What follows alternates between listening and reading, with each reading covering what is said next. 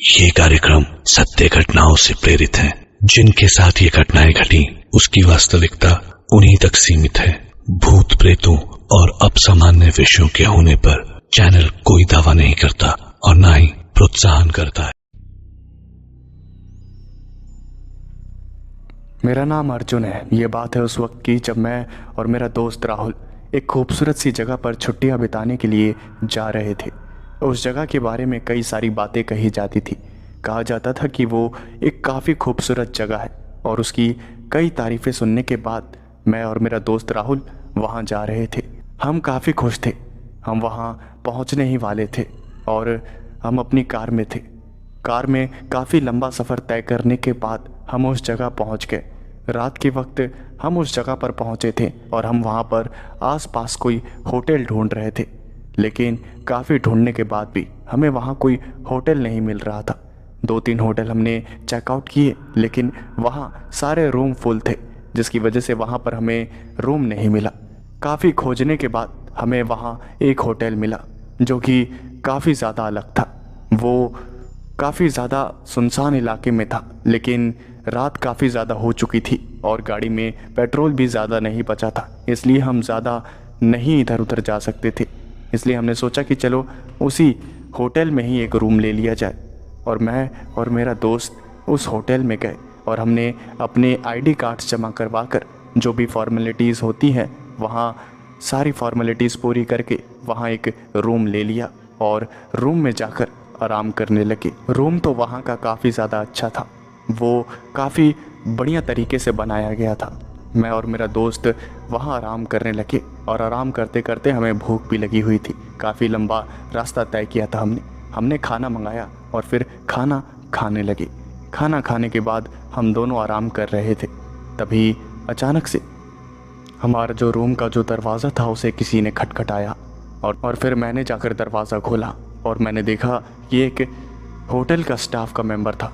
उसने मुझसे कहा, सर ये ज़रा सिल्वर की ये जो चीज़ है ना, इसे अपने पास रख लीजिए, रूम में कहीं पर भी रख लीजिए। और फिर मैंने उस स्टाफ मेंबर से पूछा, इसकी क्या ज़रूरत है? और फिर उस स्टाफ मेंबर ने कहा, सर बस आप इसे रख लीजिए। उसने वो ज़बरदस्ती वो चांदी की पता नहीं क्या चीज़ थी उसे मुझे पकड़ा दिया और मुझसे कहा कि इसे अपने रूम में कहीं भी रख दीजिए। और मैंने सोचा कि चलो कोई बात नहीं, अपना क्या जा रहा है, रूम तो इन्हीं का है, हमें तो बस कुछ दिन गुजारने हैं। मैंने उसको एक ड्रॉर में डाल दिया और शांति से सो गया। मेरा दोस्त भी थोड़ा बहुत काम ख़त्म करके कुछ ज़रूरी मेल करके सो गया और हम दोनों रात में काफ़ी गहरी नींद में सोए। लेकिन जब हम सुबह उठे तब हमने देखा कि जो हमारी रूम की जो खिड़की थी वो खुली हुई थी और जब हमने उस खिड़की को ध्यान से देखा तब हमने देखा कि उसके कांच क्रैक पड़े हुए थे। जब हमने ये देखा तब हम थोड़ा सा घबरा गए, क्योंकि रात में सारी खिड़कियां ठीक थी, लेकिन सुबह तक क्या हुआ हमें कुछ भी पता नहीं चला। हमने होटल के जो स्टाफ को इन्फॉर्म किया और फिर उन्होंने शीशा देखते हुए कहा, आप चिंता मत करिए, हम इसे ठीक करवा देंगे। और फिर वो स्टाफ के मेंबर वहाँ से चले गए। मैंने उस शीशे को ध्यान से देखा तो उस शीशे पे खरोंचने के निशान थे जो कि काफ़ी ज़्यादा खतरनाक थे। ऐसा लग रहा था किसी जंगली जानवर ने उस शीशे को खरोंच दिया हो। मैंने उस खिड़की की दीवार को बाहर की तरफ से देखा तो वहाँ पर भी काफ़ी खतरनाक पंजों के निशान थे। ऐसा लग रहा था जैसे कोई भेड़िया आया हो रात को और उसने खिड़की के बाहर अपने पंजों से नोचा हो। वो अंदर आने की कोशिश कर रहा हो लेकिन वो अंदर आ ना पाया हो, कुछ ऐसा ही महसूस हो रहा था। लेकिन कोई भेड़िया खिड़की पर कैसे आ सकता है, क्योंकि खिड़की काफ़ी लंबी हाइट पर थी, तकरीबन 2 मंजिल की ऊंचाई थी, तो किसी आम भेड़िए का आना तो एकदम इम्पॉसिबल है। ये बात मुझे खटकने लगी, लेकिन फिर मैंने इस बात को जैसे तैसे इग्नोर किया। मुझे पता चला कि वहाँ पास में ही एक तालाब है जो कि काफ़ी ज़्यादा खूबसूरत है और उसके अंदर काफ़ी ज़्यादा ठंडा पानी आता है। तो फिर मैंने अपने दोस्त से पूछा कि क्या वो नहाने चलेगा, जिसके जवाब में उसने हाँ में सर हिलाया और फिर हम दोनों वहाँ रात के वक्त नहाने के लिए चले गए। रात के वक्त जब हम उधर जा रहे थे तभी रिसेप्शन वाले ने कहा, सर क्या मैं जान सकता हूँ आप कहाँ जा रहे हैं? और फिर मैंने उस रिसेप्शन वाले से कहा, मुझे पता चला है कि यहाँ पास में कोई तालाब है और वहाँ झरना भी बहता है, उधर मैं जा रहा हूँ तो नहाऊंगा वहाँ पर। रिसेप्शन वाले ने जब ये बात सुनी तब उसने हमसे कहा, सर ये तो बहुत अच्छा आइडिया है, लेकिन आप सुबह चले जाते तो ज़्यादा अच्छा होता। और फिर मैंने उस रिसेप्शन वाले से पूछा, क्यों, अभी क्या प्रॉब्लम है, अभी नहीं जा सकते क्या? और फिर उस रिसेप्शन वाले ने हिचकते हुए कहा, हाँ सर जा तो सकते हैं, लेकिन अभी आप नहीं जाते तो अच्छा होता। और फिर मैंने उस रिसेप्शन वाले से कहा, अरे नहाने के बाद नींद अच्छी आती है तो अभी हम चले जाते हैं, सुबह फिर कभी देख लेंगे। और ये कहकर मैं और मेरा दोस्त वहाँ चले गए। मैं और मेरा दोस्त उस तालाब के पास पहुँचे और हमने आसपास का नज़ारा देखा तो काफ़ी ज़्यादा खूबसूरत नज़ारा था। अंधेरा होने के बावजूद भी आसमान से तारे चमक रहे थे और थोड़ी बहुत रोशनी आ रही थी, जिसकी वजह से एकदम बढ़िया माहौल हो रखा था। मैं और मेरा दोस्त उस तालाब में कूद गए और झरना तो बह ही रहा था, तो हम वहाँ आराम से नहाने लगे। तभी मुझे कुछ ऐसा महसूस हुआ जैसे कोई जो है हमें देख रहा हो, और ये बात काफ़ी ज़्यादा अजीब थी। मैंने चारों तरफ अपनी नज़र घुमाई लेकिन कोई मुझे नज़र नहीं आया, लेकिन बार बार मुझे ऐसी फीलिंग आ रही थी, जैसे कोई तो है जो हमें देख रहा है। काफ़ी देर एंजॉय करने के बाद मैं और मेरा दोस्त वहाँ से निकले, और फिर जब हम उस जगह से बाहर निकले तो जो हमने देखा उसे देखकर हमारी आंखें खौफ से बड़ी हो गई। हमने देखा कि हमारी गाड़ी पर काफ़ी ज़्यादा खरोचों के निशान थे, और उस खरोच के निशान को देखकर हमारी हालत ख़राब हो गई, क्योंकि वो जो पंजे थे वो कोई आम पंजे नहीं थे, वो काफ़ी ज़्यादा बड़े पंजे थे। उन पंजों के निशान हमारी पूरी गाड़ी पर थे। और फिर जब मेरे दोस्त ने ये देखा तो उसने मुझसे कहा, ये कैसे हो सकता है, ये कौन कर गया? लेकिन उस वक्त हमारे पास ये सब सोचने का टाइम नहीं था, क्योंकि मुझे पता था कि ये सब जिसने भी किया है वो हमारे आसपास ही है। मैं और मेरा दोस्त तुरंत कार में बैठे और वहाँ से चल पड़े। और फिर जब मेरा दोस्त कार में बैठा हुआ था तब मेरे दोस्त ने मुझसे कहा, अरे यार ये कैसे हो सकता है यार, इतने बड़े बड़े पंजों के निशान, हमारी पूरी गाड़ी ख़राब कर दी। और फिर मैंने भी हाँ में सर हिलाया। मुझे कुछ भी समझ नहीं आ रहा था कि ये सब क्या हो रहा है। पहले वो खिड़की के बाहर बड़े बड़े पंजों के निशान, और अब हमारी गाड़ी पे। मुझे लग तो रहा था कि कोई तो है जो हम पर नज़र रख रहा है, लेकिन ये सब इतना अजीब होगा मैंने कभी सोचा नहीं था। हमने गाड़ी को होटल के बाहर रुका और फिर हमने स्टाफ मेंबर से पूछा, इस एरिया में कोई बहुत जंगली जानवर है क्या, कोई ऐसा जानवर जो कि काफ़ी ज़्यादा बड़ा हो? और फिर उस रिसेप्शन वाले ने कहा, नहीं सर ऐसा तो कोई जानवर नहीं है। और फिर मैंने उस रिसेप्शन वाले से कहा, अरे क्यों झूठ कह रहे हो, यहाँ कोई ना कोई बड़ा जानवर ज़रूर है। ये मेरी गाड़ी को देखो, कितने भयानक तरीके से नोचा गया है, कितने बड़े बड़े पंजे हैं। उस वक्त खिड़की पे भी मैंने देखा तो काफ़ी बड़े बड़े पंजों के निशान थे। चल क्या रहा है यहाँ पर?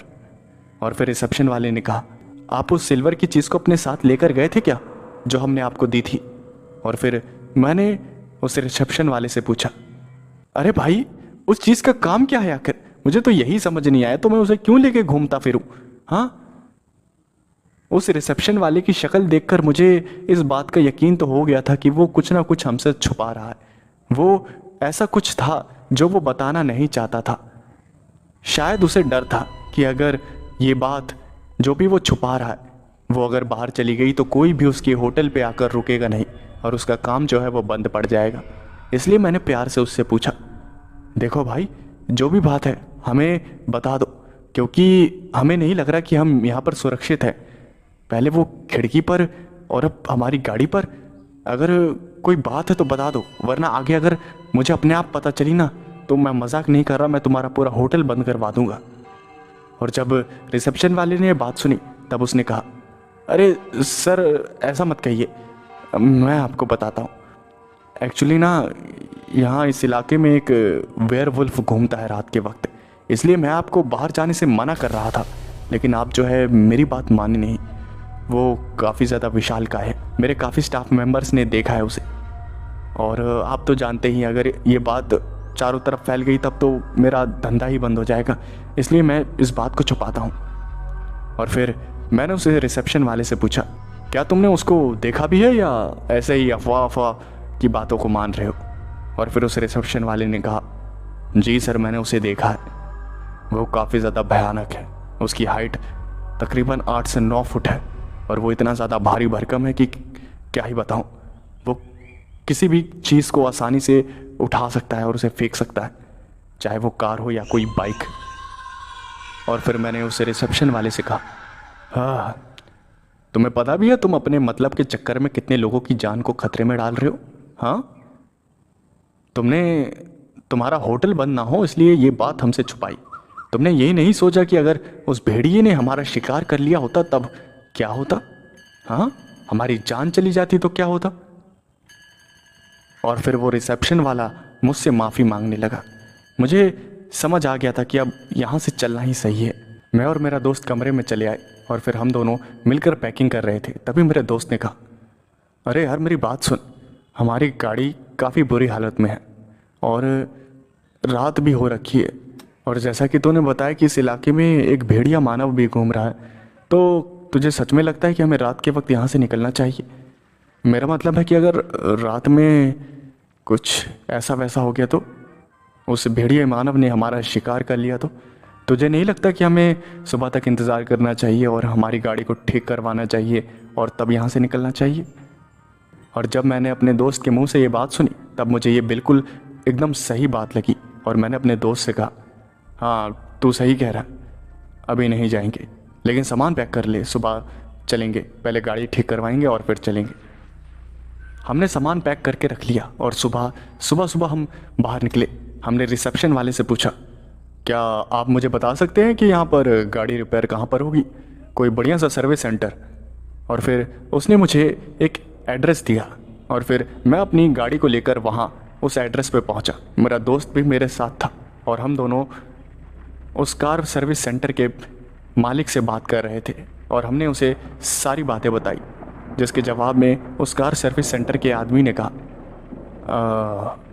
काफ़ी भयानक नुकसान है गाड़ी में, काफ़ी पंजों के निशान हैं और यह है किस जानवर के?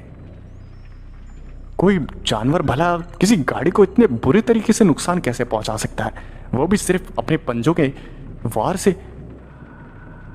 और फिर मैंने उसे सारी बात बताई। उसके बाद उसने कहा, क्या आप उस होटल में रुके हैं? और मैंने हाँ में सर हिलाया, जिसके जवाब में उसने कहा, समझ गया, उस इलाके में एक भेड़िया मानव तो है। मेरी जो शॉप थी ना वो पहले वहीं पर थी, लेकिन उस भेड़िया मानव के डर से मैंने वो जगह छोड़ दी, क्योंकि एक बार मेरा उसका सामना हो रखा है। मैं रात के वक्त अपने घर जा रहा था और अचानक से वो मेरी गाड़ी के सामने आ गया, लेकिन मैंने गाड़ी को नहीं रोका और उसे ठोक कर आगे बढ़ गया, लेकिन वो काफ़ी ज़्यादा खतरनाक और बड़ा था। मेरी गाड़ी के ठोकने से उसे ज़रा सा भी फ़र्क नहीं पड़ा और वो वापस से खड़ा हुआ और न जाने कहाँ गायब हो गया, कुछ भी पता नहीं चला। और ये सारी बातें सुनकर मैं और भी ज़्यादा घबरा रहा था। और फिर उस कार सर्विस सेंटर वाले आदमी ने कहा, देखिए, हम आपकी गाड़ी को ठीक तो कर देंगे, लेकिन खर्चा काफ़ी ज़्यादा आएगा और वक्त भी लगेगा। और फिर मैंने कहा, ठीक है, हमारे पास कोई रास्ता भी नहीं है, बस हमारी गाड़ी को ठीक कर दीजिए जल्दी। उस कार सर्विस सेंटर के आदमी ने कहा कि तकरीबन 5 से 6 दिन लगेंगे और ये काफ़ी ज़्यादा लंबा वक्त होता है, लेकिन हमारे पास कोई और रास्ता नहीं था, इसलिए हमने हाँ में सर हिलाया और हम चुपचाप वहाँ से चले आए। अब जैसे भी थे हमें 5-6 दिन वहीं इंतज़ार करना था। और अगले दिन जब हम सुबह सुबह उठे तब हमें कुछ ऐसा पता लगा जिसे जानने के बाद हम सबके रोंगटे खड़े हो गए। मेरे दोस्त ने मुझे बताया कि होटल के स्टाफ के आदमी की डेथ हो गई है।